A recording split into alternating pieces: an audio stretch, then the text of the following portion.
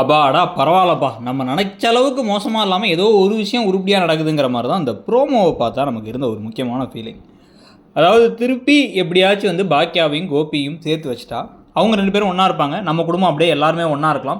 அதே சமயத்தில் வந்து பார்த்திங்கன்னா வந்து நமக்கு காலமிக்கி விட்டு காஃபி போட்டு பால்லாம் வந்து கொண்டு வந்து மருந்து மாத்திரைலாம் வாங்கி தந்து ராத்திரி பகலாக தூக்கமே இல்லாமல் உழைக்கிறதுக்கு ஒரு மருமக வந்து பாக்கியான்னு இருக்குது. அதே மாதிரி வந்து நம்ம வீட்டுக்கு நல்ல சாப்பாடு சமைச்சு போடுறதுக்கு ஒரு அம்மா இருக்காங்க அப்படிங்கிற மாதிரி செழியன், இனியா இவங்கெல்லாம் நினைக்கிறாங்க. ஆனால் அவங்களுக்கு தேவை என்னன்னா, அவங்களுக்கு யாருக்கு ப்ரையாரிட்டி எப்பயுமே கொடுப்பாங்க அப்படின்னா அவங்க அப்பாவுக்கு தான். இல்லை அதே மாதிரி ஈஸ்வரிக்கு அவங்க மகனுக்கு தான் என்ன இருந்தாலும். ஸோ அவங்கள தான் வீட்டில் வச்சுக்கணுங்கிறதுக்காக பாக்கியாவோட மனசை பற்றி கவலைப்படாமல் இருந்த சமயத்தில் கோபியுமே இப்போ வந்து ஒரு கேவலமான ஒரு காரியம் பண்ணிருக்காரு. துரத்தி வந்து பாக்கியாட்ட பேச ட்ரை பண்ணுறது, பாக்கியா கிட்ட சாரி சொல்ல ட்ரை பண்ணுறது, பாக்கியா கூட திருப்பி ஒட்டிக்கலான்னு பார்க்குறது. ஏன்னா அங்கிட்டு போனால் வந்து நிறைய ரெஸ்பான்சிபிலிட்டிஸ் எடுத்துக்க வேண்டியது இருந்துச்சு. அதெல்லாம் ஒரு ஆளை ஏற்றுக்க முடியல. அப்படிங்கிறனால புது ட்ராமாக்கள் போட்டுட்ருக்காரு. மையு மேலே அவ்வளோ உயிரே வச்சுருந்தாரு. இப்போ மையை பார்க்க கூட போக மாட்டார்.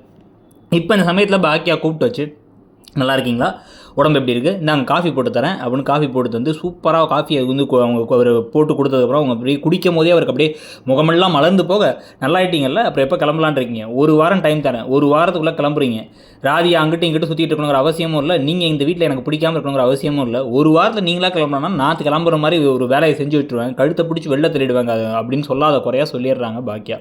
திருன்னு முழிக்கிறார் கோபி. மானமுள்ள ஒரு ஆளாக இருந்தால் அன்னைக்கு நைட்டே கிளம்பணும். கிளம்புவாரா, நீங்கள் என்ன நினைக்கிறீங்க?